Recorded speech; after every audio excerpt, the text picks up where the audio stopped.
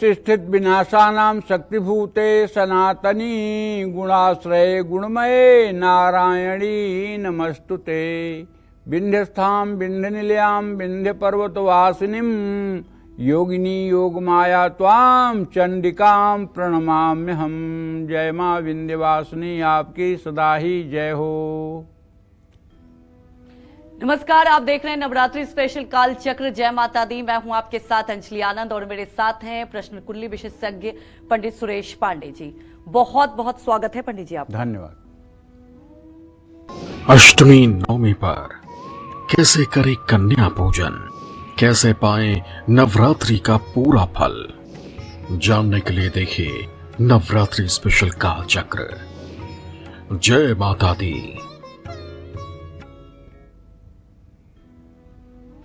आज अष्टमी है और कल नवमी है और ऐसे में आज पंडित सुरेश पांडे जी आपको अष्टमी और नवमी पर कन्याओं को दिए जाने वाले अलग अलग दान के महत्व के बारे में बताएंगे और समझाएंगे कि कन्याओं को कौन सा दान देने से आपके जीवन की कौन सी परेशानी में आराम आ सकता है। तो बने रहिए हमारे साथ और देखते रहिए नवरात्रि स्पेशल काल चक्र। अगर आपका भी कोई सवाल है तो आप हमें फोन कर सकते हैं। हमारा नंबर है 0120-665-2415 जो कि आपके टेलीविजन स्क्रीन पर भी फ्लैश हो रहे हैं। और नवमी पर कन्याओं को क्या दान दें इसके बारे में जानेंगे पंडित जी से, लेकिन सबसे पहले जान लेते हैं आज का शुभ मुहूर्त।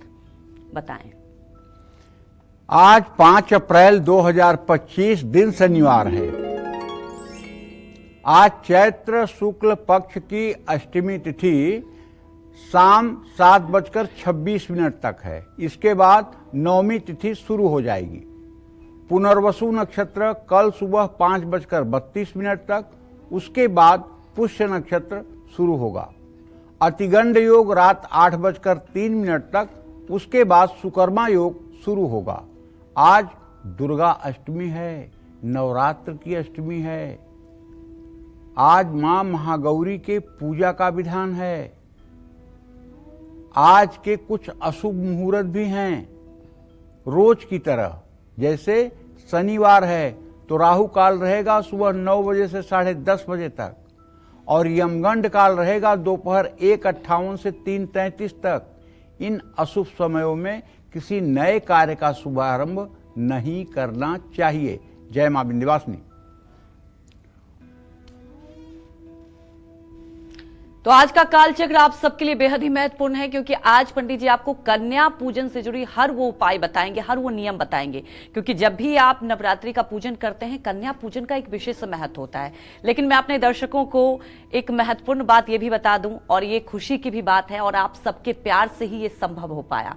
कल ही काल चक्र ने 14 साल पूरे किए और ये सब यही हो पाया, बस इसी वजह से हो पाया क्योंकि आप सबने प्यार दिया, आप सबने हमेशा सपोर्ट किया। और हमारे पास कई ऐसे वीडियो मैसेज भी आ रहे हैं, लोग अपना प्यार भेज रहे हैं क्योंकि ये देखिए हम सबके लिए महत्वपूर्ण हो जाता है दर्शकों का प्यार, उनका मैसेज। कल भी हमने दर्शकों को दिखाया था, कुछ उनके वीडियो मैसेज आए थे लेकिन समय की कमी की वजह से कुछ वीडियो हम नहीं ले पाए थे और आज भी वो वीडियो मैसेज लेंगे। आगे भी उनके कुछ जो प्यार भरे मैसेज आए हैं वो हम कालचक्र में दिखाएंगे क्योंकि सिर्फ आपके प्यार की वजह से ही 14 साल बेमिसाल कालचक्र ने पूरे किए हैं। और आगे अब चर्चा को भी बढ़ा लेते हैं और सबसे पहले पंडित जी से जानेंगे कि नवरात्रि की नवमी पर कन्या पूजन के सबसे शुभ मुहूर्त क्या हैं, ये जानते हैं और समझते हैं। बताएं पंडित जी।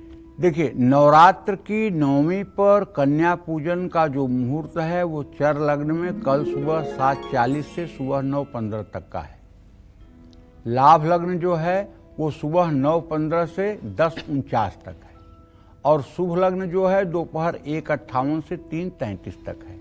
इसमें जो लोग 9 दिन का व्रत करते हैं, जो लोग 9 दिन का अनुष्ठान करते हैं, उन्हें कुमारी पूजन करना चाहिए। लेकिन दिल्ली, पंजाब, हरियाणा आदि राज्यों में जो मैं देख रहा हूं, अष्टमी पूजन का बड़ा महात्मा है। दिल्ली में, पंजाब में, हरियाणा में अष्टमी के दिन कन्या पूजन करने का एक प्रचलन है। तो कहते हैं ना कि यद्यप शुद्धम लोक विरुद्धम ना करणीयम ना चरणीयम। जो आप सनातन से करते आ रहे हैं, जो सदा सर्वदा से आप करते आ रहे हैं, उसमें कोई आपको चेंज करने के लिए मैं नहीं कह रहा हूं। आप अष्टमी को पूजते हैं तो अष्टमी को ही पूजिए, उसमें कोई कमी नहीं आएगी फल में। लेकिन यदि आप 9 दिन का व्रत कर रहे हैं, यदि आपके घर में दुर्गा सप्तशती के पाठ हो रहे हैं, यदि आपके घर में सतचंडी जैसे यज्ञ हो रहा है, तो फिर आपको कुमारी पूजन नवमी के ही दिन करना चाहिए। क्योंकि सच्ची बात यह है कि कुमारी पूजन के बाद तो यजमान को या पूजन करने वाले को भी प्रसाद ग्रहण करना चाहिए। प्रसाद ग्रहण का मतलब अपने नवरात्र व्रत का पारण करना चाहिए, भोजन करना चाहिए। देखिए, पारण के लिए भी बड़ा संशय है। संशय क्या है? कुछ लोग कहते हैं कि नवमी के चौथे चरण में पारण करना चाहिए, और कुछ लोग कहते हैं 10वीं के पहले चरण में पारण करना चाहिए। इसके विषय में जब मैंने निर्णय सिंधु देखा तो निर्णय सिंधु में विधान है, 3 लोगों का मत है कि नवरात्र के चौथे चरण में पारण कर लें, और 2-3 लोगों का मत है कि नहीं, नवमी के बाद 10वीं में पारण करें। तो मेरे दृष्टि से जो लोग नवमी के चौथे चरण में पारण करते हैं वो भी ठीक हैं, और जो लोग 10वीं के पहले चरण में पारण करते हैं वो भी ठीक है। क्योंकि न तो शास्त्र में निषेध है और न किसी चीज के लिए एक अलग से आज्ञा है। दोनों बातों को नवरात्र पारणा का जो नियम है, आप उसे देख सकते हैं निर्णय सिंधु में। जो मैं कह रहा हूं यही अक्षरशः लिखा हुआ है। इसलिए नवरात्र के चौथे चरण में भी पारण हो सकता है और 10वीं के पहले चरण में भी पारण हो सकता है। जय मां विंध्यवासिनी।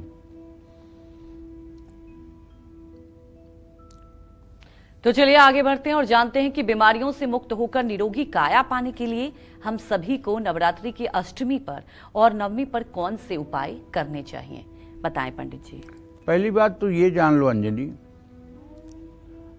कहना ये चाहता हूं, भगवती जगत जननी जगदम्बा जी का साधक बहुत खराब प्रारब्ध हो पूर्व जन्म का, तब भले बीमार पड़ जाए, लेकिन अगर छोटा मोटा प्रारब्ध होगा तो उसे जगदम्बा ऐसे चुटकी बजा करके दूर कर देती है। और प्रायः दुर्गा के साधक का तब तक पतन नहीं होता है जब तक वो कुमार्ग पर नहीं जाता है, जब तक वो पथभ्रष्ट नहीं होता है। अगर वो दुर्गा की साधना करते हुए अपने पथ पर पथभ्रष्ट है, तब तो उसे बड़ी सजा मिलने वाली है, कोई रोक नहीं सकता है।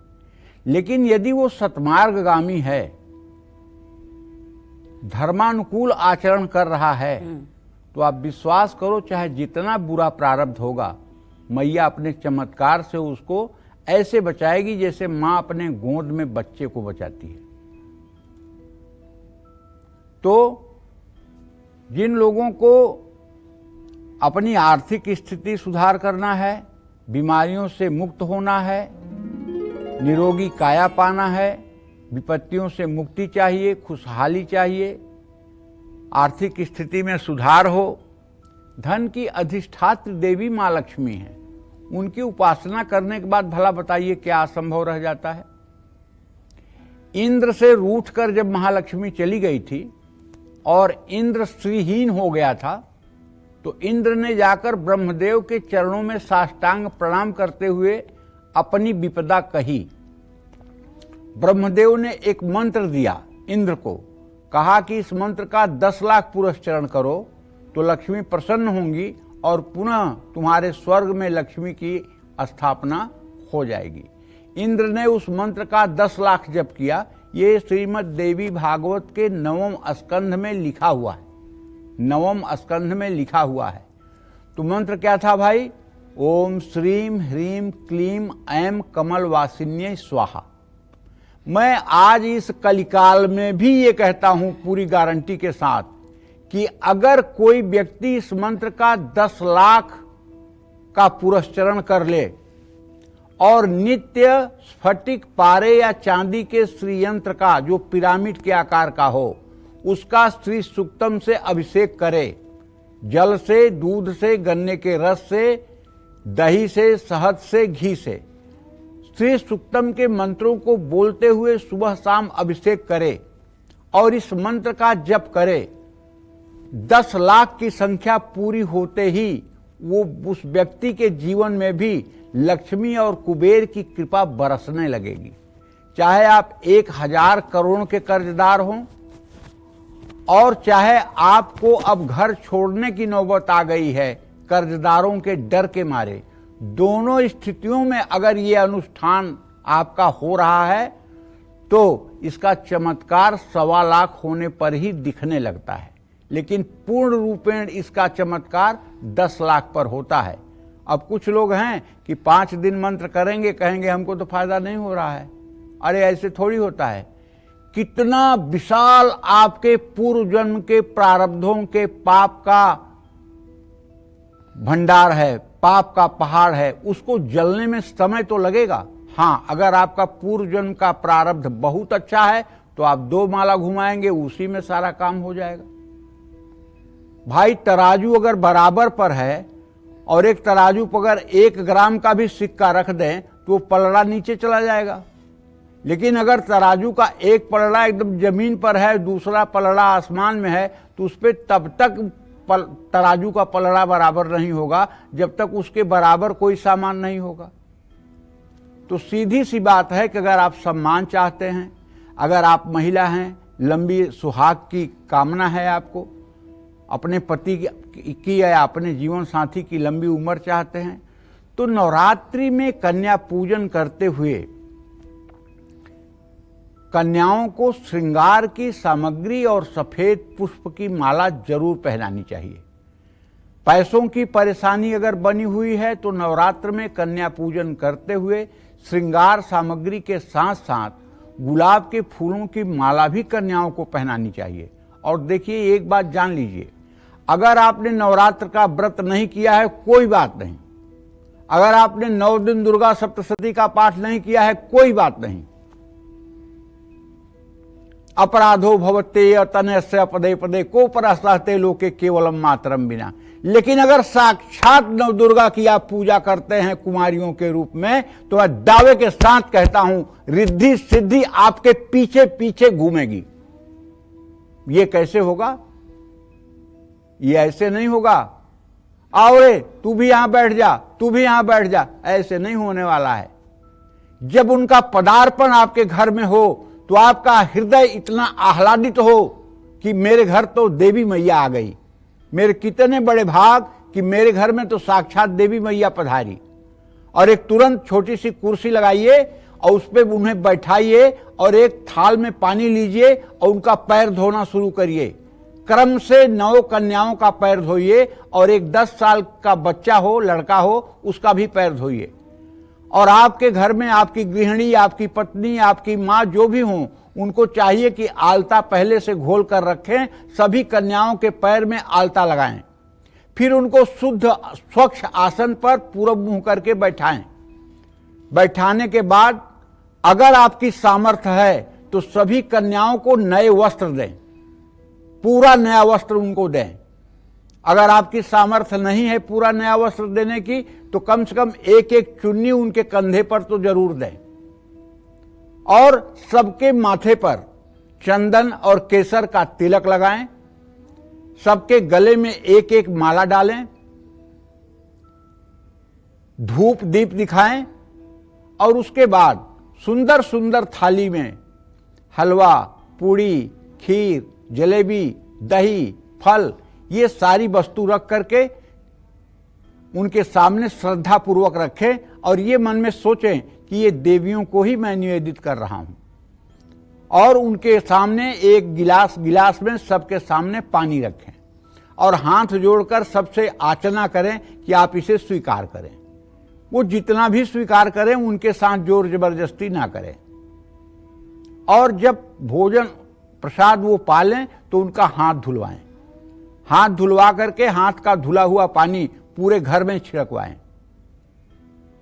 उसके बाद उन्हें कुछ दक्षिणा और उनके हाथ में फल देकर के उनका दोनों पैर छुएं और आशीर्वाद लें। ये उपाय अगर आपकी शक्ति और सामर्थ्य है तो सभी कन्याओं को एक एक चांदी का पायल दें। अगर भगवती ने आपको समृद्ध किया है तो जिन कन्याओं के नाक छिदे हुए हैं उन्हें आप एक छोटी सी सोने की नथिया दें। जिन कन्याओं के कान छिदे हुए हैं उनको आपको चाहिए कि सोने की बालियां दें। ये सब करके तो देखो, एक नवरात्र में करोगे और तीसरा नवरात्र आते आते चक्रवर्ती राजा बनने की स्थिति में आ जाओगे। जरा दिल तो बड़ा करो, जरा दिल बड़ा करो। ये नहीं कि केवल हलवा पूरी खिला के 10 रुपए का नोट पकड़ा दिए और अच्छा हाँ जाओ बच्चों, जाओ जाओ जाओ बच्चों जाओ, तो देवी जी भी कहेंगे कि जाओ बच्चा, जाओ जाओ जाओ। जैसी आपकी श्रद्धा होगी वैसा आपको फल मिलेगा। श्रद्धा और समर्पण इसी का फल है। चाहे आप नवरात्र व्रत करें या ना करें, दुर्गा सप्तशती का पाठ नहीं कर पाए तो कोई बात नहीं, लेकिन अगर आपने कुमारी पूजन को पूरे आस्था श्रद्धा के साथ किया पूरा, तो आप मानिए आपने सब कर लिया, सारा जग आपने जीत लिया, इसमें कोई संदेह नहीं। लेकिन जो लोग सामर्थ्य रहते हुए भी कन्या पूजन में कंजूसी करते हैं, फिर क्या लक्ष्मी उनके ऊपर प्रसन्न होंगी। जय मां विंध्यवासिनी। तो कन्या पूजन से जुड़ी और सी बातें पंडित जी आपको बताएंगे, साथ ही नियम और उपाय भी बताएंगे और कैसे आपको कन्या पूजन करना है वो सब बताएंगे। लेकिन महत्वपूर्ण बात बता दूं कि कल ही कालचक्र ने अपने 14 साल पूरे किए हैं। ऐसे में इस खुशी के मौके पर हम कालचक्र में दर्शकों के वीडियो और उनके जो मैसेज आ रहे हैं वो शामिल कर रहे हैं और इसी सिलसिले को आगे बढ़ाते हैं। और चलिए एक वीडियो कॉलर को शो में शामिल करते हैं। ये वीडियो संदेश हम हर दिन कालचक्र में लेंगे, क्योंकि हमारे तमाम दर्शक हैं जो अपने वीडियो भेज रहे हैं। कल भी हमने कुछ मैसेज लिए थे, आज भी कुछ मैसेज लेंगे और आगे भी एपिसोड में हम वो मैसेज लेंगे, क्योंकि उनका वो प्यार है और उनका जो हमारे प्रति लगातार हमारे शो को देखते हैं, तो हम चाहेंगे कि हम हर दिन उनके वीडियो मैसेज को लें जो लगातार हमारे दर्शक अपने प्यार के जरिए हमें भेज रहे हैं। तो अब जो हम वीडियो लेने वाले हैं, दुबई में रहने वाली नीलम पांडे ने भेजा है हमें। ये विदेश में रहकर भी हर रोज कालचक्र देखती हैं। इन्होंने कालचक्र के बारे में क्या कुछ कहा है, चलिए देखते हैं। जय माता दी। गुरु जी आपको बहुत बहुत बधाई, और विपनेश जी आपको भी बहुत बहुत बधाई। आपकी पूरी कालचक्र की पूरी टीम को बहुत बहुत बधाई। 14 साल कालचक्र ने इस कार्यक्रम ने पूरे कर लिए हैं। 12 साल जब पूरे हुए थे तब भी मैंने एक वीडियो बना के भेजा था, और आज फिर ये सौभाग्य मिला है कि मैं आपका एक वीडियो बना के भेजूं। तो पंडित जी आपने जिस तरीके से मार्गदर्शन किया है हम सबका, हमारा तो जीवन ही सुधर गया। पहले हमें नहीं पता था पूजा पाठ का सही तरीका क्या है और कैसे करना चाहिए, हमसे क्या गलतियां हो रही थी, हमने सुधार लिया। और ये प्रोग्राम आपने टाइम टाइम पे हमारा बहुत मार्गदर्शन किया है, और ये प्रोग्राम देश में ही नहीं विदेश में भी पसंद किया जाता है। मेरा नाम नीलम पांडे है, मैं दुबई से आपका ये प्रोग्राम देख रही हूँ, और 2 साल पहले ही दुबई शिफ्ट हुई हूँ, और उससे पहले मुंबई से आपका ये प्रोग्राम देखती थी। और क्या बोलूं इस प्रोग्राम के बारे में, तो अपने आप में एक अतुलनीय प्रोग्राम है, इसकी तो कोई तुलना ही नहीं है। एस्ट्रोलॉजी के और भी प्रोग्राम देखती हूँ, बट अगर मुझे कोई बोलेगा कि इसको कितने स्टार देने हैं कालचक्र को, तो मैं 4.8 दूंगी। सुझाव तो पंडित जी क्या बताऊं, सुझाव तो ऐसा कुछ है नहीं, सब कुछ तो आप उसमें बता देते हैं। उसमें इतना कुछ क्योंकि डे 1 से पहले एपिसोड से ही मैं ये प्रोग्राम देख रही हूँ, तो सब कुछ आप लगभग बता चुके हैं, और भी आगे आगे आप खुद से ही इतना अच्छा प्रोग्राम तैयार करके लाते हैं हमारे लिए। आपकी टीम इतना अच्छा प्रोग्राम तैयार करके लाती है और हम तक पहुंचाती है। विदेश में भी रह के हम अपने देश का आनंद लेते हैं। तो इसके लिए पंडित जी आपको माता रानी माता विंध्यवासिनी लंबी उम्र दे, दीर्घायु बनाए, और आप ऐसे ही प्रोग्राम करते रहें, बस यही हमारी शुभकामना है। तो सबसे पहले मैं कालचक्र की पूरी टीम की तरफ से नीलम को बहुत बहुत धन्यवाद देना चाहूंगी। और पंडित जी ये प्यार देखकर वाकई आपकी हिम्मत और बढ़ जाती होगी। 14 साल आपने जिस तरह से दर्शकों का आपको प्यार मिला, और आप लगातार जो दर्शकों के लिए करते आए हैं, कैसे आपको प्रेरणा मिल रही है, विदेशों में रहकर भी लोग आपका शो देख रहे हैं। देखो ऐसा है, करें करावें आप सब जनहि बढ़ाई दें, करती सब कुछ विंध्यवासिनी है। हम तो केवल एक उपकरण हैं। जैसे कठपुतली को नचाने वाला अपने उंगलियों पे कठपुतली को नचाता है और देखने वाले के निगाह में कठपुतली नाचती हुई दिखाई देती है, लेकिन जब वो नचाने वाला उंगलियां बंद करता है तो कठपुतली जहाँ की तहाँ रह जाती है।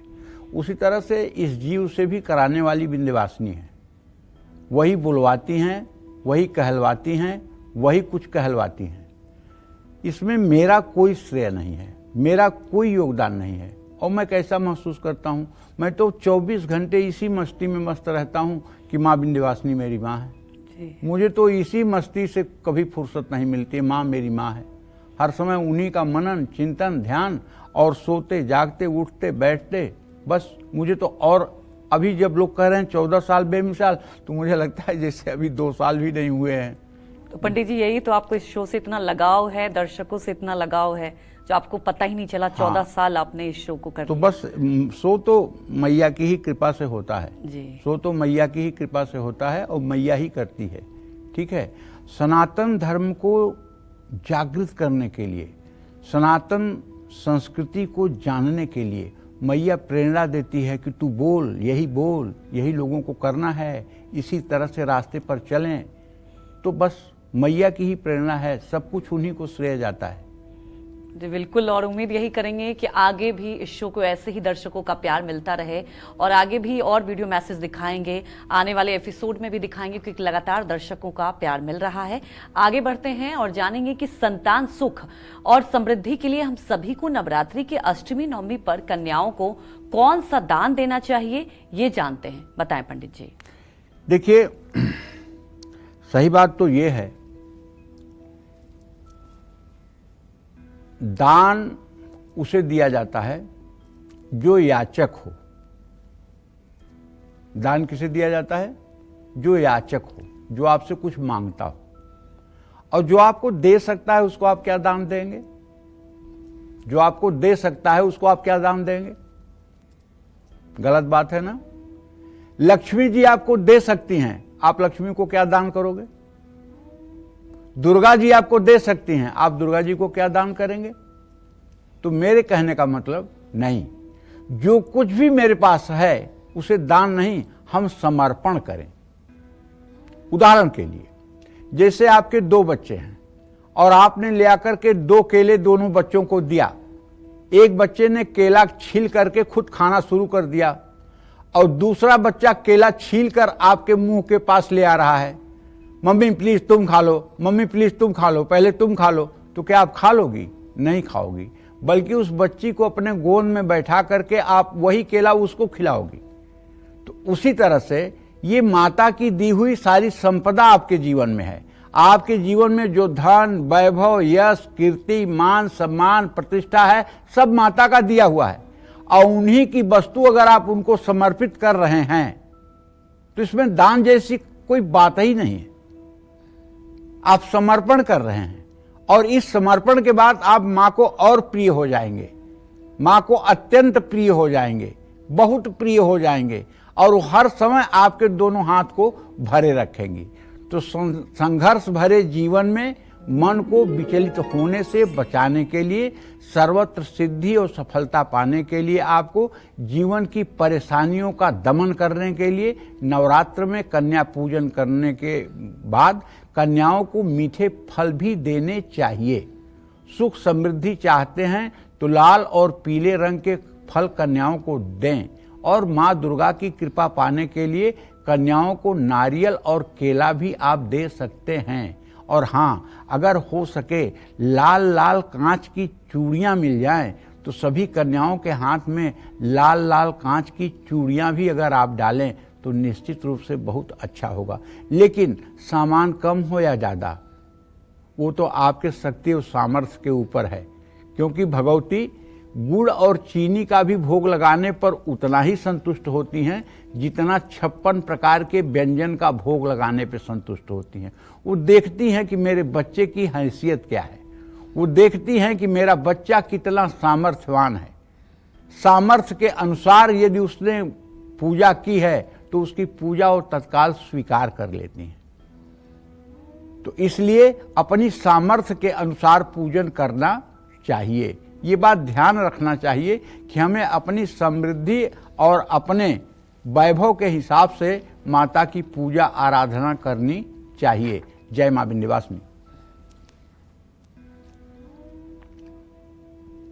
तो कालचक्र एक ऐसा शो है जिससे आम आदमी खुद को कनेक्ट करता ही है। और ऐसी हमारी एक और दर्शक हैं, नागपुर की रहने वाली हैं सुप्रिया, और कालचक्र के 14 साल पूरे होने पर इन्होंने हमें वीडियो के जरिए अपना एक मैसेज भेजा है। और ये कालचक्र के बारे में क्या सोचती हैं, आइए सुनते हैं। आदरणीय पंडित जी, सादर प्रणाम। मैं नागपुर से सुप्रिया चिटनविस कालचक्र वर्षों से नियमित देख सुन रही हूँ। आपके द्वारा बताई गई जानकारी, उपाय सबको अपने दैनिक जीवन में आत्मसात करती हूँ, जिसके परिणाम स्वरूप ही मेरा जीवन सुखमय हुआ है, ऐसा मुझे लगता है।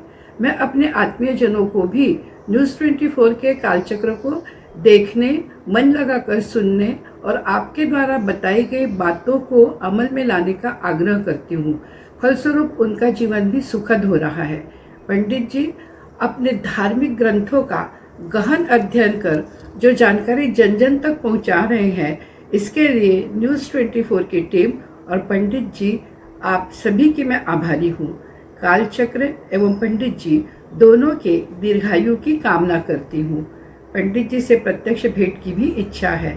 आप सभी को नववर्ष की शुभकामनाएं। धन्यवाद।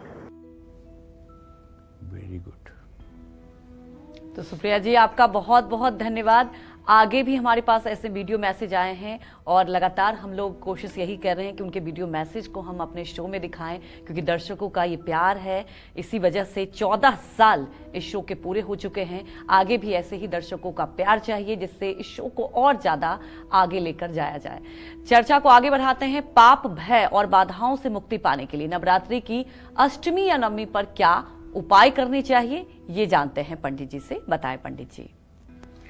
देखिए, जाने अनजाने में अगर आपसे कोई पाप हो गया है और आप उसके लिए माता से क्षमा प्रार्थी हो जाएं कि अबलव नसानी अबला नसई हों, हे माँ, इस अज्ञानी दुराचारी दुष्ट से कुछ गलतियां तो हो गई, लेकिन अब मैं तेरी शरण में आकर के प्रतिज्ञा करता हूं कि माँ, मुझसे कोई गलती नहीं होगी, मुझे हो सके तो क्षमा कर दे मेरी माँ, तू करुणामयी है, मुझे माफ कर दे।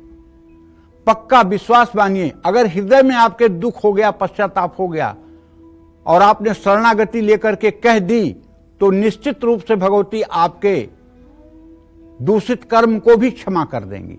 अपराधो भवते तनयस्य पदे पदे को परासहते लोके केवल मातरम बिना। माता ही ऐसी है जो अपने बच्चे के सारे दुर्गुण को माफ कर सकती है, चाहे वो मां भगवती हो और चाहे ये हमारी जो भारत की देवियां हैं जिनके कोख से बच्चे पैदा हुए हैं, ये हों। गंदा से गंदा कर्म करके भी लड़की और लड़के उनके आंखों के तारे ही रहते हैं, इसलिए को मां है। इसीलिए मां से बड़ा कोई संसार में रिश्ता होता नहीं है। संसार का सबसे बड़ा और सबसे विश्वसनीय रिश्ता अगर कोई है तो वो रिश्ता है मां का। मां से कभी कोई ऊऋण हो नहीं सकता। पिता से तो ऊऋण परशुराम भी हो गए थे, लेकिन मां से ऊऋण होने वाला कोई आज तक पैदा नहीं हुआ है। तो नवरात्रि में कन्या पूजन करते समय कन्याओं को अगर चांदी की कटोरी में बढ़िया स्वादिष्ट पंचमेवे की खीर बना करके और चांदी के चम्मच से कन्याओं को खिलाया जाए, तो आपके घर में BMW, ओडी, मर्सिडीज, 1000 गज का बंगला सब आपके जीवन में हो जाएगा। देखते देखते केवल 5 नवरात्र करके देखो, चांदी की कटोरी में बढ़िया ड्राई फ्रूट मिला हुआ खीर चांदी के चम्मच से कन्याओं को खिलाएं, और जब कन्याएं जाने लगें तो कटोरी और चम्मच को धो करके कन्याओं को दे दें। आप ये करके देखिए 5 नवरात्र। अगर आपके पूरी जिंदगी की मनोकामना न पूरी हो तो आप बताइएगा। जय मां विंध्यवासिनी। तो हमारी एक दर्शक जुड़ चुकी हैं, सुप्रिया दिल्ली से। सुप्रिया, आप अपने सवाल पूछ सकती हैं। हेलो। हाँ बोलो बेटा। हेलो, प्रणाम पंडित जी। सुखी रहो। मैं आपका पंडित जी, आपका प्रोग्राम मैं जब से शुरू हुआ है तब से देख रही हूँ और मुझे बहुत फायदा हुआ है, लेकिन आपका कॉल लगता नहीं है, इसलिए मेरे 3 सवाल है, तो आप बताइएगा प्लीज जी। मेरी छोटी बहन है, उसका नाम रेखा है और उसके पति का नाम तालाचंद है। उन दोनों के 6 साल हो गए, कोई संतान नहीं है पंडित जी, और वो अभी नवरात्र के व्रत भी कर रहे हैं, शायद कंजक भी बिठाएंगे, तो उनकी ये पूजा कब सफल होगी। और मेरा एक छोटा भाई है, उसका नाम विजय है और 24 नवंबर 2090 का उसका बर्थ है। उसकी शादी नहीं हो पा रही, इतने उपाय कर चुके हैं और उसका बिजनेस भी सही नहीं चल रहा। वो उसकी शादी कब तक होगी, उसका आगे का जीवन कैसा रहेगा। और मेरी बेटी है, उसका नाम है लविका, वो लो कर रही है, उसमें उसको लविका, उसका 8 फरवरी 2003 का बर्थ है, दिल्ली का, रात को 10:40 पे। तो उसका आगे का जीवन कैसा रहेगा और हमारे दुर्गा माता की कैसे पूजा करूं ताकि मुझे सक्सेस मिले, पंडित जी प्लीज बताइए। देखो, पहले आपने छोटी बहन के संतान के बारे में प्रश्न पूछा है, तो बताऊं कि आपके छोटी बहन के भाव का स्वामी चंद्रमा है, उससे पंचम भाव का स्वामी मंगल है। प्रश्नकाल में दोनों की द्वितीय द्वादश स्थिति है। आपकी छोटी बहन को चाहिए कि थोड़ा सा मेडिकल ट्रीटमेंट लें, क्योंकि मेडिकल ट्रीटमेंट इनके लिए बहुत आवश्यक है संतान प्राप्ति के लिए। और दूसरी बात, नवरात्र का व्रत कर रहे हैं, ये बहुत अच्छी बात है। विंध्येश्वरी चालीसा और दुर्गा चालीसा का नित्य पाठ करें। और मैं तो ये कहूँगा कि नवरात्र के 9 दिनों में दुर्गा सप्तशती के 9 पाठ करवाएं और थोड़ा सा मेडिकल ट्रीटमेंट की सहायता लें। अगर ऐसा करें तो निश्चित रूप से 2026 अक्टूबर तक इन्हें संतान प्राप्ति हो सकती है। लेकिन उपाय करना पड़ेगा, औषधियों का भी सेवन करना पड़ेगा, ट्रीटमेंट भी लेना पड़ेगा और साधना भी करनी पड़ेगी। केवल साधना से काम नहीं चलेगा, केवल दवाइयों से काम नहीं चलेगा। दूसरा प्रश्न जो आपने बेटा अपने भाई के विवाह के बारे में पूछा है, तो मैं बताऊं कि बुध और बृहस्पति की स्थिति तृतीय एकादश की बनी हुई है। अब इसके विवाह का मतलब कि समय आ गया है। 8 मई 2025 से लेकर के मार्च 2026 तक इसके विवाह की तिथि निर्धारित हो जाएगी और इसका विवाह भी हो जाएगा और वैवाहिक जीवन भी सुंदर रहेगा। जहाँ तक आपने लविका के लिए प्रश्न पूछा है, तो उसके बारे में बता दूं कि लविका के भाव से पंचम भाव का स्वामी शुक्र शनि दोनों एक साथ हैं। ये बहुत अच्छे से वकालत की पढ़ाई करेगी, इसमें कोई संदेह नहीं है। और अगर तुम अच्छे से इसको मोटिवेट कर सको तो ये आगे चलकर जुडिशरी के एग्ज़ाम भी क्वालिफाई कर पाएगी। थोड़ा सा इसके स्वास्थ्य पर ध्यान दो, इसको उदर विकार न होने पाए। इसे खाने में तेल घी वाली चीज़ें खाने से थोड़ा सा परहेज करना चाहिए। बाकी जीवन ठीक है। रही बात दुर्गा की पूजा की कि आप कैसे दुर्गा की पूजा करें, तो देखो, ब्रह्मा विष्णु महेश भी नहीं जानते कि कैसे भगवती को प्रसन्न किया जाता है। केवल हाथ जोड़े, दीन भाव से सर झुकाए खड़े रहते हैं, यही सबसे बड़ी पूजा है। आप हर समय अपने हृदय के अंदर, अपने हृदय में ही भगवती दुर्गा का चित्र स्मरण करें और हर समय कहें कि माँ मैं तेरी बेटी हूँ, तू मेरी माँ है, तू मेरा मार्गदर्शन कर, तू मेरे बुद्धि को संचालित कर, तू ही मुझे मतलब कि हर चीज़ में निर्णय लेने की क्षमता दे। हे माँ, मैं सर्वस्व, पति, बच्चा, मैं सब तुम्हारे चरणों में शरणागत हैं। माँ जैसे चाह वैसे तू रख, माँ तेरी कृपा चाहिए बस। तो यही सबसे बड़ी पूजा हो जाएगी। बाकी जो शास्त्रों में पूजा का उपदेश किया गया है, ध्यान, आवाहन, आसन, पाद्य, अर्घ, आचमनी, वस्त्र, उपवस्त्र, गंधाक्षत, पुष्प, धूप, दीप, नैवेद्य, कर्पूर आरती, इन सब विधा से शास्त्रोक्त ढंग से आपको पूजा करना चाहिए। जय मां विंध्यवासिनी। तो देखिए, कल ही कालचक्र ने अपने 14 साल पूरे किए हैं और लगातार हमारे पास वीडियो मैसेज आ रहे हैं। कल भी कुछ एपिसोड में लिए थे और आगे भी हम ऐसे वीडियो मैसेज लेते रहेंगे। और अगला वीडियो संदेश करनाल के रहने वाले कमल और कविता का है। ये रोज कालचक्र देखते हैं। इन्होंने वीडियो के माध्यम से कालचक्र के बारे में क्या कुछ कहा है, आइए देखते हैं। पंडित जी सादर प्रणाम, जय मां विंध्यवासिनी। और आज मां कालचक्र को करीब 14 साल हो गए और हमारा अनुभव बहुत अच्छा रहा। हम कितने लोगों को इस कालचक्र के हमारे प्रोग्राम के बारे में बताते रहे कि आप देखिए, और कई लोगों ने बहुत खुशी जाहिर की कि आपने इतना अच्छा प्रोग्राम हमें बताया। और आज उसको 14 साल हो गए हैं और निरंतर देखते आ रहे हैं। तो मैं आपका बहुत बहुत धन्यवाद करता हूं कि आपने हम सब लोगों के लिए इतना अच्छा प्रोग्राम का आयोजन किया हुआ है, जिससे कि हम अपना आगे के भविष्य के लिए सचेत हो जाते हैं और जो भी प्रॉब्लम्स हमारी लाइफ में आती हैं हमारी वो दूर हो जाती हैं। बहुत बहुत धन्यवाद पंडित जी, और आपको सादर प्रणाम। जय मां विंध्यवासिनी। और अगर किसी पुरानी बीमारी से पीड़ित हैं या जीवन में हमेशा दुख ही है, तो ऐसे में नवरात्रि की अष्टमी नवमी पर कन्याओं को क्या दान करना चाहिए, ये पंडित जी से जानते हैं। बताएं पंडित जी। देखिए,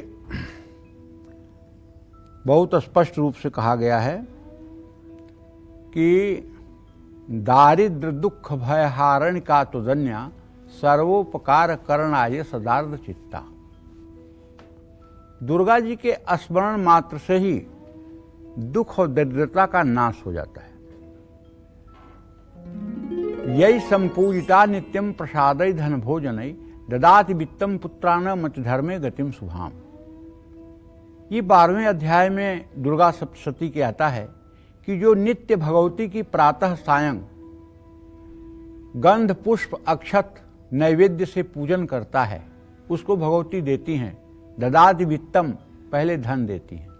क्या देती हैं? धन। उसके बाद क्या देती हैं? पुत्रान, पुत्र देती हैं, पुत्र और पुत्री देती हैं, ताकि उस पुत्र और पुत्री का रक्षण हो सके, उस पुत्र और पुत्री का पालन पोषण हो सके। और वित्त देने के बाद क्या देती हैं? मतिम, मतलब सुंदर मति, ताकि वो धन को नष्ट करने वाले ना हों, ऐसी सुंदर मति देती हैं, धन का सदुपयोग करने वाले हों। और अंत में क्या देती हैं? गतिम शुभाम, सुंदर गति, जिसके लिए जन्म जन्म मुनि जतन कराही अंतराम उर आवत नाही। और वही आसानी से जगत जननी जगदम्बा आपको दे देती है, वही आसानी से जगत जननी जगदम्बा आपको दे देती है। जब हर समय आपके मन मस्तिष्क में भगवती का चिंतन चलता रहेगा, अविरल चिंतन चलता रहेगा, आप विश्वास करिए 10-5 सालों के बाद ऐसी स्थिति हो जाएगी कि आप कोशिश करें या न करें, भगवती का चित्र हर समय आपके मस्तिष्क में बना रहेगा। अपनी एक छोटी सी अनुभव आपसे साझा करूं। अगर मैं कभी किसी दूसरे मंत्र का जप करना चाहता हूं किसी कार्यवश, तो जब माला हाथ में होती है, जब तक दिमाग कंसंट्रेट माला पर रहता है, तब तक तो वो मंत्र चलता है। और जहां जरा सा चिंतन में कुछ आया, तहां वो मंत्र चलने लगता है जो पिछले 40 सालों से कर रहा हूं। वो मंत्र फिर अपने आप जबरदस्ती आकर के माला पर चढ़ जाता है। इसका मतलब कि हैबिट, शरीर ने, मन ने उस मंत्र को पकड़ लिया है। अब चाहते न चाहते हुए भी वो मंत्र अपने प्रवाह में रहता है।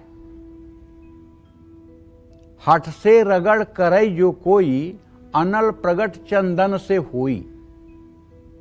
अगर आप किसी चीज के लिए जबरदस्ती आदत डालिए, किसी का मन नहीं कहता है पूजा पाठ करने के लिए, बुरा मत मानिएगा। अगर 3 घंटे की फिल्म आपको दिखाएं जिसमें सारी चीजें नकली हैं, नकली हीरो, नकली विलेन, नकली हीरोइन, न नाम सही न काम सही, सब नकली, लेकिन आप 3 घंटे बहुत अच्छे से बिना ऊबे आप फिल्म को देख लेंगे, सब नकली चीज। और जब आपको ये कह दिया जाए कि आधे घंटे पूजा कर लो, भगवान का नाम ले लो, हरि हरि कह लो, कृष्ण कृष्ण कह लो, राधा राधा कह लो, राम राम कह लो, शिव शिव कह लो, नहीं, तब नहीं होगा। पंडित जी समय नहीं है, पंडित जी समय नहीं मिल पाता है, बच्चों को टिफिन बना के देना पड़ता है, उसके बाद में काम बहुत ज़्यादा है, ड्यूटी पे जाना पड़ता है, समय नहीं मिल पाता पूजा के लिए। और फिल्म के लिए समय मिल पाता है, फिल्म तो जरूर देख लेंगे, उसमें तो 3 घंटे की कोई बात नहीं है, 3 घंटे गए तो गए, आनंद आया। तो जब तक हमारी महत बुद्धि नहीं होगी अपने इष्ट के प्रति, तब तक हमें आनंद नहीं आएगा। महत बुद्धि का मतलब कि त्रैलोक्य की राजलक्ष्मी देने के बाद भी हम एक क्षण के लिए अपने इष्ट को ना भूलें, यह है महत बुद्धि अपने देवी में, अपने इष्ट में। अगर ये महत बुद्धि हो जाए, अच्छा इसके लिए दिखावा करने की क्या जरूरत है? इसके लिए न तो दाढ़ी रखने की जरूरत है, न बाल रखने की जरूरत है, न आपको गेरुआ पहनने की जरूरत है, न लाल पहनने की जरूरत है। आप जैसे रहते हैं वैसे रहिए, अंदर आपके क्या चल रहा है दुनिया को क्या पता। अगर आप दुनिया को दिखाने के लिए टंट घंट करते हैं तो कोई बात नहीं, दुनिया ही देखेगी, माँ ना देखने वाली। और यदि आप माँ को दिखाने के लिए करते हैं तो दुनिया को दिखाने की जरूरत क्या। अगर आपसे कोई पूछे भी कि कह रही तुम तो बहुत पूजा पाठ करते हो, तुम तो बहुत धर्म कर्म करते हो। उससे आपको हाथ जोड़ के कहना चाहिए, अरे इस अधम से पूजा पाठ कैसे संभव है? मैं तो आलसी हूं, एक नंबर का आलसी हूं, डर के मारे भगवान को हाथ जोड़ के प्रणाम कर लेता हूं। ज्यादा अपनी वाहवाही मत करो। अरे मैं तो सिद्ध कुंजिका स्तोत्र भी पढ़ता हूँ, मैं तो श्री सूक्तम भी पढ़ता हूँ, मैं तो कवच भी पढ़ता हूँ, मैं तो दुर्गा अष्टोत्तर सतनाम भी करता हूँ, मैं तो पूरी दुर्गा सप्तशती पढ़ता हूँ। बांट दिया ना, खत्म, कुछ नहीं बचा आपके पास, कुछ भी नहीं बचा आपके पास। विश्वास करो, आपने किया और कहा, सब खत्म। क्योंकि गुरुदेव कहते हैं भजन करना कठिन, भजन पचाना कठिन, भजन बचाना कठिन, भजन छिपाना कठिन। तो आपने 1-2 माला जप कर लिया, 4 लोग आए, आपका चरण छुए, प्रणाम किए, आपने आशीर्वाद दे दिया, जितना आपने पुण्य संचय किया वो चला गया। भजन बचाना कठिन, भजन छिपाना कठिन। 10 माला कर रहे हैं और कोई पूछा आप तो बहुत, हाँ पूजा में बड़ा आनंद आता है, भगवती की खूब आराधना करता हूँ, भगवान कृष्ण की आराधना करता हूँ, 10 माला जप किए बिना उठता नहीं हूँ, पानी नहीं पीता हूँ, बस सब खत्म। दे दिया आपने, बता दिया ना, अब वाहवाही मिल गई ना, अब बस संतुष्ट हो जाओ। और भजन छिपाना कठिन, भजन पचाना कठिन। इसका अहंकार, अरे मैं तो इतना पूजा पाठ करता हूँ, ये अंजलि तो कभी अगरबत्ती भी नहीं जलाती है, मैं तो इतना पूजा पाठ करने वाला हूँ, ये तो कभी अगरबत्ती भी नहीं जलाती, इसका भी क्या जीवन है? ये मत्सर है और ये मद है। ये भी अगर आया तो सब खत्म। क्योंकि भगवान कहते हैं मत्तम परतरम नान्यत यत् किंचित धनंजय, मेरे अलावा इस संसार में कुछ दूसरा है ही नहीं है। जिसे तुम खलनायक समझ रहे हो, जिसे तुम दुष्ट समझ रहे हो, जिसे तुम राक्षस समझ रहे हो, उसके अंदर भी वही प्रभु विराजमान है। जैसे बिजली एसी से ठंडा करती है, हीटर से गर्म करती है, उसी तरह से उपकरण के आधार पर जैसी उसकी व्यवस्था है वैसे भगवान उसको कर्म करवा देते हैं, और वो कर्म करने के लिए विवश होता है। तो कहने का मतलब दुख जीवन से खत्म हो जाए, आयु यश बल और धन की प्राप्ति हो जाए, तो नवरात्रि में कन्या पूजन करते समय कन्याओं को रेशमी कपड़े, अगर नहीं है तो रेशमी चुन्नी, रंग बिरंगे रुमाल, रिबन, ये सब कन्याओं को समर्पित करना चाहिए। किसी सुहागिन महिला को भी दही, हलवा, जलेबी, सूखे मेवे और श्रृंगार का सामान भेंट करना चाहिए। इन सब चीजों से विद्या समस्ता स्तव देवी भेदा, स्त्रियां समस्ता सकला जगत्सु। समस्त स्त्रियों में जब तक दुर्गा साधक भगवती का भाव नहीं कर लेता, जब तक समस्त कन्याओं में उन्हें नव दुर्गा नहीं दिखती, तब तक मैं दावे के साथ कह सकता हूं आपकी उपासना अधूरी है। आपके लिए यदि आप पुरुष हैं तो सिर्फ एक आपकी पत्नी ही है जो आपकी पत्नी है। बाकी संसार की सारी स्त्रियां वो भगवती स्वरूपा हैं। वो चाहे आपकी बेटी हो, चाहे बहन हो, चाहे पड़ोसी हो, चाहे देश की हो। भावो ही विद्यते देवः, पहले भाव की शुद्धि और भाव को शुद्ध करना पड़ेगा। ये बात अच्छी तरह से समझ लें। जय मां विंध्यवासिनी।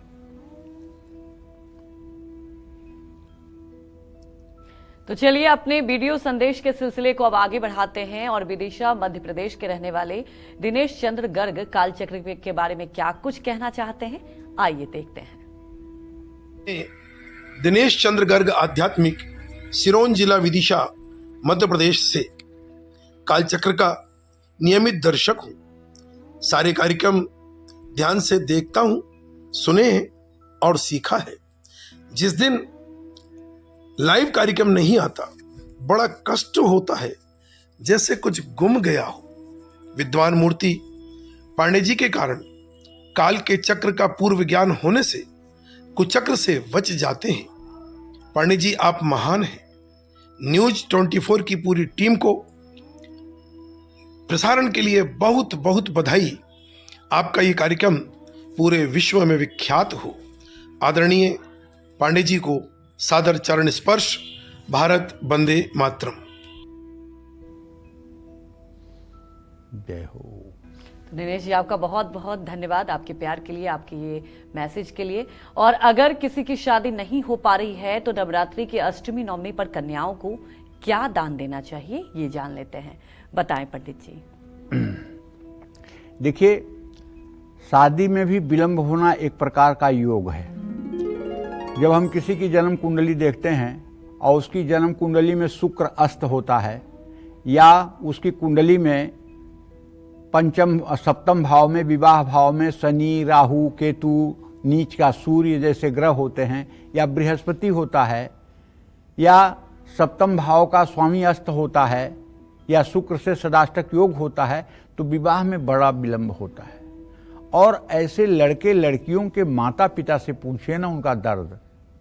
उन्हें ऐसा लगता है, खासकर लड़कों के माता पिता तो कुछ हद तक संभले रहते हैं, लेकिन लड़कियों की माओं के तो आंखों में आंसू की निर्झर धारा बहती है। कहीं कुंडली नहीं मिल रही है, कभी मैच नहीं मिल रहा है, कभी योग्यता के। अच्छा, सबसे बड़ा इस समय क्या तांडव हुआ है जानते हैं? पहले था कि अड़ोसी पड़ोसी रिश्तेदार रिश्ता बता देते थे और जाना सुना रिश्ता हो जाता था आराम से। अब तो कोई किसी से बात करके राजी ही नहीं है। शादी करने का केवल एक जरिया है, शादी.com, विवाह.com, जाओ और उस पे जाने अनजाने ऐसे ऐसे लड़के, ऐसे ऐसे लड़कियां टकरा जाएंगी जिनसे रिश्ता करने के बाद भगवान क्या करने वाला है ये तो भगवान ही जाने, क्योंकि किसी को कोई बताने वाला ही नहीं है। इतना आदमी सेल्फिश हो गया है, इतनी ज्यादा आदमी मतलब कि अपने आप को आत्म केंद्रित कर लिया है। अरे अगर किसी की बेटी है और आपको रिश्ता पता है तो आपको बताना चाहिए, सहयोग करना चाहिए। एक कन्या के विवाह में सहयोग प्रत्यक्ष या परोक्ष रूप से करने वाला 1 लाख गायों के दान देने का फल प्राप्त करता है। अब तो लोग बताते ही नहीं कि रिश्ता कहां है, शादी कहां है। इसलिए जो कन्या के पिता हैं, जो कन्या की माता हैं, वो अकेले अंधेरे में तीर मारते हैं और बेचारे परेशान होते हैं। तो भाई, अगर संतान सुख में भी बाधा आ रही हो, आपके कुंडली में पंचम भाव में राहु या केतु है, या पंचमेश आपका अस्त है, या पंचम भाव का स्वामी आपका पापक ग्रहों से दृष्ट है, संतान प्राप्ति नहीं हो रही है, तो ऐसे में या विदेश यात्रा में मुश्किलें आ रही हैं, तो नवरात्र में कन्या पूजन करते समय आपको 5 तरह की श्रृंगार सामग्री कन्याओं को देना चाहिए निश्चित रूप से। देखिए, यहां फल केवल समर्पण का है। अगर आपकी सामर्थ्य नहीं है 5 चीज देने के लिए, कोई बात नहीं है, 5 न दीजिए, 1 दे दीजिए। 1 की भी सामर्थ्य नहीं है तो सबके साष्टांग दंडवत हो जाइए, प्रणाम कर लीजिए, क्योंकि उस कन्या के अंदर वो भगवती जानती हैं कि आप किस स्थिति में हैं। जब एक बुढ़िया ने भूखी रह करके 1 आंवले का फल 7 साल के शंकराचार्य को खाने के लिए दिया, और जब शंकराचार्य ने उससे पूछा कि मां तुम ही कुछ खा लो, तो उसने कहा भैया कुछ नहीं है, घर में केवल यही 1 आंवला था, मैंने आपको खिला दिया। 7 साल के आदि जगत गुरु शंकराचार्य ने तुरंत कनकधारा स्त्रोत की रचना करके महालक्ष्मी को प्रकट किया और पूरे 24 घंटे सोने की बरसात हुई। सोने के आंवले आंवले आंवले से ही बुढ़िया का पूरा घर भर गया। और वही कनकधारा स्त्रोत आज भी पूरे भारत में पढ़ा जाता है। तो कहने का मतलब यह है कि आप अगर कुछ अपनी चीज माता को समर्पित करेंगे तो माता भी उसके बदले में 100 गुना आपको दे देंगी, इसमें कोई संदेह नहीं है। जय मां विंध्यवासिनी। तो कालचक्र ने 14 साल पूरे किए हैं, ऐसे में दर्शकों का प्यार भरा मैसेज आ रहा है। वही वीडियो मैसेज के सिलसिले को आगे बढ़ाते हुए अब कार्यक्रम में शामिल करते हैं एक और वीडियो जो हमें कालचक्र के नियमित दर्शक आशीष मिश्रा ने भेजा है। इन्होंने कालचक्र के लिए क्या कुछ कहा है, आइए देखते हैं। जय माता दी, जय मां विंध्यवासिनी। गुरुदेव भगवान की जय। गुरुर् ब्रह्मा गुरुर्विष्णु गुरुर्देवो महेश्वरा गुरुर् साक्षात् परब्रह्म तस्मै श्री गुरुवे नमः। श्री गुरुर् चरण कमलेभ्यो नमः। 14 साल पूर्ण होने पर कालचक्र के टीम को बहुत बहुत शुभकामनाएं। गुरुदेव के चरणों में साष्टांग दंडवत प्रणाम। गुरुदेव ने हम सब युवा के जीवन पर ऐसा प्रभाव डाला कि पूरा जीवन ही बदल गया।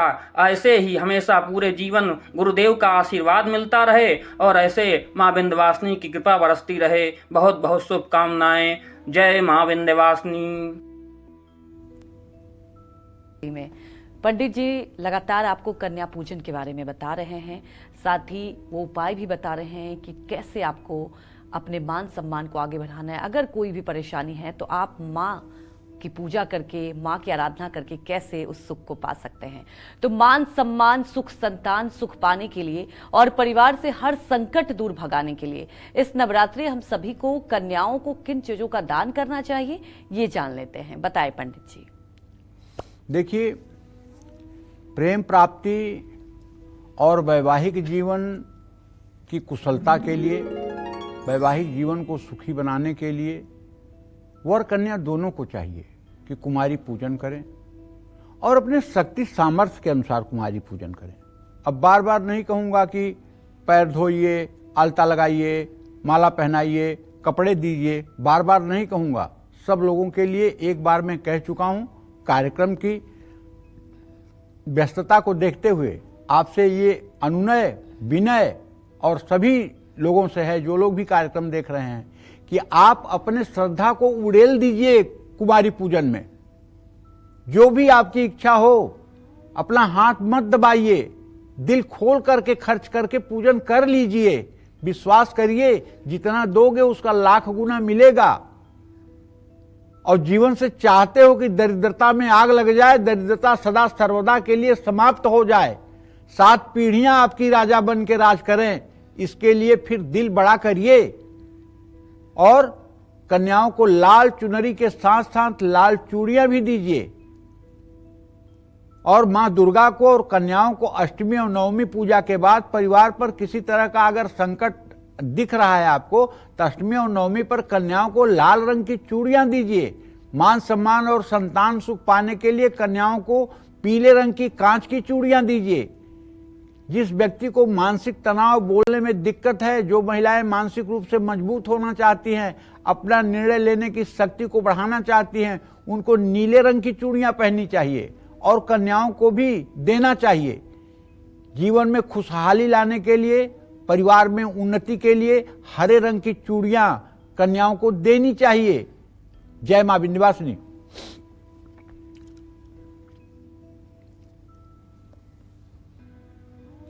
तो चलिए एक और वीडियो संदेश लेते हैं, और अगला वीडियो संदेश हमें कुशीनगर की रहने वाली चंदा जी ने भेजा है। कालचक्र के 14 साल पूरे होने पर ये पंडित जी के लिए क्या कुछ कह रही हैं, आइए देखते हैं। जय माँ विंध्यवासिनी गुरुजी, आपके चरणों में कोटि कोटि प्रणाम। मैं कुशीनगर जिले से चंदा बोल रही हूँ। आपको, आपकी पूरी टीम को धन्यवाद। मैं 13 साल से आपको फॉलो करती हूँ। आपकी वजह से मेरे जीवन में बहुत सारे परिवर्तन आया है। मैं खाना भूल जाती हूँ, मगर आपको देखना मैं कभी भी नहीं भूलती हूँ। मैं फोन लगाने की बहुत कोशिश करती हूँ, कभी आपसे बात नहीं हो पा रहा है। करती हूँ कि कभी भी लग जाए, आपसे बात हो जाए। पंडित जी से लगातार हम लोग कन्या पूजन के बारे में जान रहे हैं, और पंडित जी कई ऐसे उपाय बताए, और जैसा कि उन्होंने कहा कि आपको सबसे पहले भाव रखना चाहिए। पंडित जी, देखा जाता है अक्सर कन्या पूजन में कई लोग व्यस्तता की वजह से मार्केट, जैसे आपने बताया, खीर बनाकर, हलवा बनाकर, लेकिन कुछ लोग जैसे चिप्स, जूस में देखते हूँ कि कन्या को दे, तो क्या ये सही है, करना चाहिए? एकदम नहीं करना चाहिए। अच्छा। क्योंकि चिप्स कहाँ बना है, जूस कहाँ बना है, उसके शुद्धि अशुद्धि का कोई ध्यान नहीं है। चिप्स बनाने वाला बाथरूम गया, बिना हाथ धोए आया और चिप्स बनाकर पैकिंग किया, कौन जानता है कि शुद्ध है का शुद्ध है। इसलिए कोई भी चीज़, कोई भी पदार्थ, वो देवी को चाहे प्रसाद चढ़ाने के लिए हो और चाहे कन्याओं को अर्पित करने के लिए हो, शुद्धता से अपने घर में ही तैयार होना चाहिए। शुद्धता से अपने घर में ही तैयार होना चाहिए। अशौच से बिल्कुल बचना चाहिए, क्योंकि जैसा पियो पानी वैसी निकलेगी वाणी, जैसा खाओ वन वैसा बनेगा मन, और जैसा करोगे संग वैसा चढ़ेगा रंग। तो अगर आप बाजार की चीज़ें, प्रदूषित चीज़ें कन्याओं को समर्पित करेंगे, तो ये पहली बात स्वास्थ्य के दृष्टि से अच्छा नहीं है, और दूसरी बात भागवतिक दृष्टि से भी उचित नहीं है जी। ये तो मतलब जान छुड़ाने वाली बात है, ये जान छुड़ाने वाली बात है। ऐसा अगर आपको करना है तो आप पूजा ही ना करो, किसने आपको मजबूर किया है, किसने आपके कान पट्टी पे बंदूक लगाया है कि पूजा करो, कुमारी पूजन बहुत जरूरी है? जी जी। किसी ने नहीं आपको मजबूर किया है, ना करो। ये तो श्रद्धा की बात है, कर सकते हो तो करो, ना कर सकते हो तो ना करो। ये तो श्रद्धा की बात है, आपकी श्रद्धा है भगवती के चरणों में तो करो, नहीं तो कोई कह थोड़ी रहा है करो, ठीक है ना। और हाँ, अगर 9 कन्याएं नहीं मिल रही हैं अंजलि, और एक ही कन्या का विधि पूर्वक आपने पूजन कर लिया, जी जी, आपने जैसे अपने बेटी का ही पूजन कर लिया, बहुत अच्छे से कर लिया, तो आप विश्वास करो 9 कन्याओं के पूजा का फल मिलेगा। क्योंकि भगवती ये भी कहती हैं, एक ही वाहम जगत तत्र द्वितीया का मापरा, एक मैं ही तो पूरे संसार में अकेली हूं, दूसरा क्या है, सर्वे मम विभूतया, और जो कुछ दृश्य जगत है वो सब मेरी विभूतियां हैं, वो मेरे अंदर समाहित हो जाएंगी। तो एक भी अगर कन्या का पूजन आप विधि पूर्वक कर लेते हैं, वो अपनी ही कन्या क्यों ना हो, तो भी आपको वही फल मिलेगा जो 9 कन्याओं के फल का मतलब की बराबरी करेगा जी। तो इसलिए चिप्स, वेपर्स, कोल्ड ड्रिंक्स, ये सब चीजें भैया हाथ जोड़ता हूं कुमारी कन्याओं के लिए प्रयोग में ना लाएं। जय मां विंध्यवासिनी। तो चलिए आगे बढ़ते हैं और जानते हैं मेष से लेकर मीन राशि वालों को अष्टमी और नवमी पर कौन से उपाय करने चाहिए, ये जान लेते हैं। बताएं पंडित जी। वैसे कार्यक्रम में अब के पहले जो मैंने बताया है उसी को फॉलो करिएगा, ठीक है ना। अब राशि के हिसाब से अगर आपको फॉलो करना हो तो चलिए आपके संतोष के लिए बता देता हूं, लेकिन ये कोई बहुत जरूरी नहीं है। मेष राशि वाले कन्याओं को अपने घर से जाते समय नाशपत्ती और हरी चूड़ियां दे दें। वृषभ राशि वाले कन्याओं को कपड़े और लाल चूड़ियां दे दें। मिथुन राशि वाले कन्याओं को सेब और लाल चूड़ियां दे दें। कर्क राशि वाले कन्याओं को श्रृंगार का सामान और खीर खिलाएं। सिंह राशि वाले कन्याओं को मिठाई, गोल्डन चुनरी और चूड़ियां दे दें। कन्या राशि वाले कन्याओं को नारियल, हरी चूड़ियां दे दें। तुला राशि वाले कन्याओं को खिलौने और हरी चूड़ियां दे दें। वृश्चिक राशि वाले कन्याओं को किताबें और नारंगी चूड़ियां दे दें। धनु राशि वाले कन्याओं को कपड़े और गोल्डन चूड़ियां दे दें। इसी तरह से मकर राशि वाले कन्याओं को काले अंगूर और केले खिलाएं। कुंभ राशि वाले कन्याओं को अंगूर, केले और हरी चूड़ियां दें। और मीन राशि वाले कन्याओं को खिलौने दान करें। और सभी राशि वाले अगर छोटी बच्चियों को खिलौना दें ना, पक्का कहता हूं उनके पैर जमीन पे नहीं पड़ेंगी, वहां से अपने घर तक खुशी के मारे नाचते हुए जाएंगी। आपका रुपया पैसा सोना चांदी कमजोर पड़ जाएगा, खिलौना सबसे मजबूत पड़ जाएगा। केवल अच्छी अच्छी गुड़िया खिलौने के रूप में, अच्छा अच्छा खिलौना आप उनको देख करके एक बार देखिए। मुझे तो एक विंध्यवासिनी में राहुल सोनिया पति पत्नी हैं, जो लोग गौर सिटी में रहते हैं, जाकर उन्होंने कन्या पूजन किया था। वो दिव्यता आज भी मेरे आंखों के सामने हर समय रहती है। कितना श्रद्धा से कैसे पूजन किया था और कितना मतलब कि बढ़िया पूजन किया था, मैं कल्पना नहीं कर सकता हूं। जरूर माता आ गई होंगी उनके सामने, और आज भगवान की कृपा से वो लोग बहुत सुखी हैं, बहुत सुखी हैं। उनकी हर मनोकामना माता ने, उनकी हर झोली जो है भर दी है। तो इसलिए मैं चाहता हूं कि मेरे दर्शक अपनी शक्ति और सामर्थ्य के हिसाब से कुमारी पूजन करें। अरे यार, विवाह शादी में आप इतना दौलत लुटा देते हो, कन्या पूजन में जरा दिल खोल करके एक बार तो मेरे कहने से कन्या पूजन कर लो, फिर देखो ना कि जिंदगी कैसे बदलती है। जय मां विंध्यवासिनी। पंडित जी, कई लोग उपवास रखते हैं नवरात्रि पे, लेकिन ऐसा मजबूरी भी हो जाती है, वो ट्रैवल कर लेते हैं अष्टमी नवमी पर, तो ऐसे में क्या करें, कैसे माँ का स्मरण करें, क्या करें? माँ का स्मरण करने के लिए किसी आसन की जरूरत नहीं है और किसी मतलब की स्थान की जरूरत नहीं है। जहाँ आप हैं वहीं, ना हम बसते कैलासे ना तीर्थे ना बैकुंठे नवा करचित बसामी मदज्ञानी हृदयाम भोज मध्य। मैं तो अपने भक्तों के हृदय में निवास करती हूँ। जब आपके हृदय में निवास करते हैं तो आप जहाँ हैं वहाँ आपका हृदय है। तो कन्या पूजन तो नहीं कर सकते? कोई बात नहीं, मानसिक रूप से कन्या पूजन कर लीजिए। आंख बंद करिए और सोचिए कि 9 कन्याओं को मैंने अपने घर बुलाया है, सबका पैर धो रहा हूँ, सबके पैरों में आलता लग रहा है, सबके माथे पर चंदन लगा रहा हूँ, सबको गले में माला पहना रहा हूँ, सबके सामने सोने चांदी की थाली में खीर पूरी रख रहा हूँ। ये मानसिक पूजन कर लीजिए। मानसिक पूजन का भी वही फल है, लेकिन अगर प्रत्यक्ष कर सकते हैं तो सर्वोत्तम है। जी, बस। जय माँ विंध्यवासिनी। बिल्कुल, जैसा कि पंडित जी ने बताया कि अगर आप ट्रैवल भी कर रहे हैं तो उसमें कोई घबराने की बात नहीं है। आप माँ को वहीं से कहीं ना कहीं स्मरण कीजिए, आपको वही फल मिलेगा। तो नवरात्रि से जुड़ी इतनी खास पंडित जी ने हम सभी को जानकारी दी। पंडित जी आपका बहुत बहुत धन्यवाद। और उम्मीद यही करते हैं कि आपको हमारा विषय बहुत पसंद आया होगा। और कल बेहद खास दिन है। कल पंडित जी आपको बताएंगे भगवान राम की पूजा उपासना कैसे करनी चाहिए। तो कल का कालचक्र बिल्कुल आप मिस मत कीजिएगा। कल कालचक्र में बेहद ही महत्वपूर्ण बातें पंडित जी आपको बताएंगे। फिलहाल हमारी पूरी टीम को आप अनुमति दीजिए और देश दुनिया की खबरों को देखते रहने के लिए देखते रहिए News 24। नमस्कार।